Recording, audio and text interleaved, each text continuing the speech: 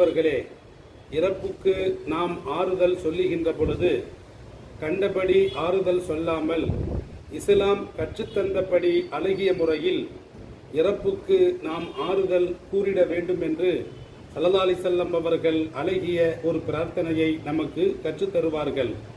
அது என்ன பிரார்த்தனை என்று சொன்னால், இன்னலில்லாஹி மா அஹத வலகு மா அஅதா வகுல்லு ஷையின் இந்தஹு பி அஜலின் முஸம்மன் ஃபல் தஸ்பிர் வல் தஹ்தசிப்.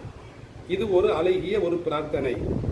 இதனுடைய பொருள், இறைவன் எதை எடுத்துக்கொண்டானோ அதுவும் அவனுக்கு சொந்தமானது. ஒருவருடைய உயிரை எடுத்துக்கொண்டான், அப்ப அந்த உயிரும் அவனுக்கு சொந்தமானது. இறைவன் எதை கொடுத்தானோ, குழந்தையை கொடுக்கிறான், உயிரோடு கொடுக்கிறான், அப்ப உயிரை கொடுக்கின்ற பொழுது அதுவும் அவனுக்கு சொந்தமானது. ஒவ்வொரு பொருளுமே இறைவனிடத்திலே ஒரு குறிப்பிட்ட தவணையில் உயிர் வாழுகிறது.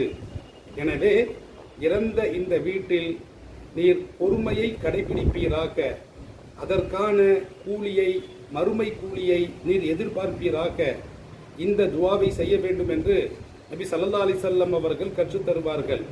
இன்னொரு பிரார்த்தனை இருக்கிறது. இறந்தவருக்கு இறப்பு வீட்டிலே ஆறுதல் கூறுகின்ற பொழுது இந்த பிரார்த்தனையை நாம் புரிய வேண்டும். ஆலமல்லாஹு அஜ்ரக வ அஹ்ஸன அஸாஅக வ கஃபர லிமையிதிக. அல்லாஹ் உமக்கு சிறந்த கூலியை தருவானாக, அழகிய ஆறுதலை தருவானாக, இறந்தவரை மன்னிப்பானாக.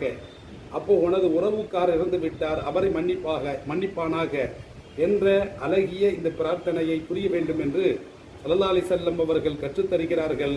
எனவே இறப்புக்கு ஆறுதல் கூறுகின்ற பொழுது ஒப்பாரி வைக்காமல் அழகிய இந்த இரு பிரார்த்தனையை செய்வோமா.